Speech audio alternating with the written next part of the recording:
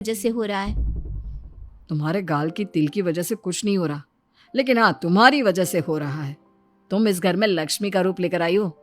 सब बात ठीक है राज, लेकिन मैं माँ से और झूठ नहीं बोल सकती। मैं कल ही उन्हें सब कुछ सच सच बता दूंगी। नहीं रोशनी, अभी हम कुछ नहीं बता सकते। अभी हमारी शादी को ज्यादा दिन भी नहीं हुए। तुम माँ के दिल में अपने लिए थोड़ी और जगह बना लो, उसके बाद में पक्का मैं ही माँ को सब कुछ बता दूंगा। इस तरह से दिन गुजरने लगते हैं और शकुंतला के घर में खुशियों का आना लगा रहता है। शकुंतला अपनी बहू से बहुत प्यार करने लगी थी। एक दिन शकुंतला रोशनी के कमरे में गई। बहू, ओ बहू, कहाँ है तू? माँ मैं बाथरूम में हूँ, नहा रही हूँ।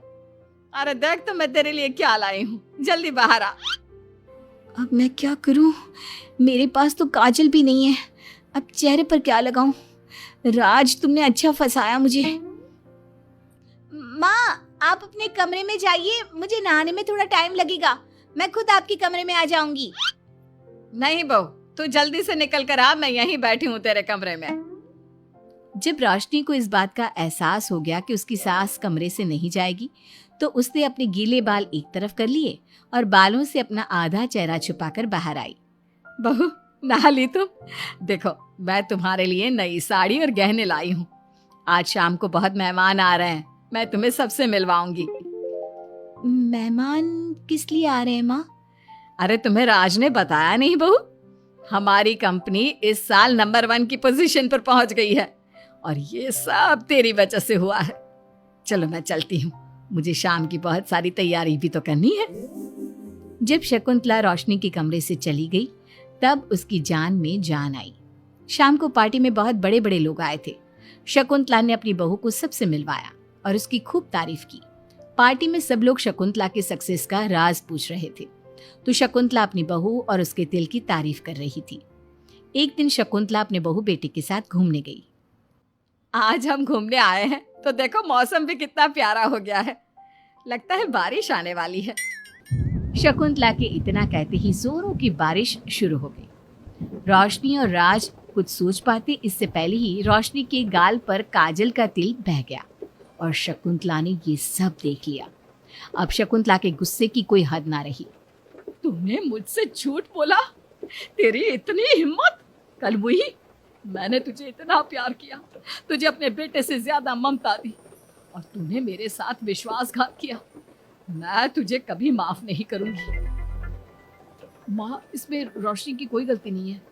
मैंने ही कहा था इसे ऐसा करने के लिए। रोशनी ने कई बार आपको सच्चाई बताने की कोशिश की, लेकिन मैंने हर बार उसे रोक दिया। क्या तूने कहा था? क्यों किया तूने ऐसा?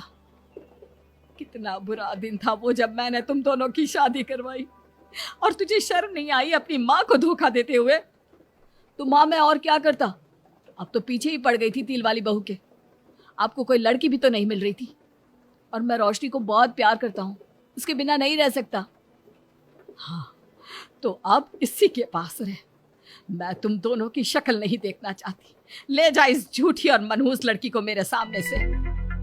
माँ, कल तक तो रोशनी बहुत भाग्यवान थी, आज ये मनहूस हो गई। अपनी सोच बदलो माँ, चेहरे के ऊपर तिल होने से कुछ नहीं होता।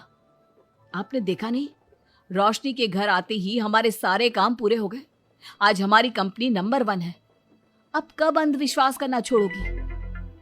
बेटे के इतना समझाने पर माँ को समझ में आ जाता है कि वो गलती कर रही है।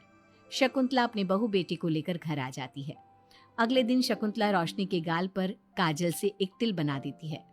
राज और रोशनी शकुंतला को बहुत हैरानी से देखते हैं। तब वो कहती है, ऐसे क्या देख रहे हो तुम दोनों?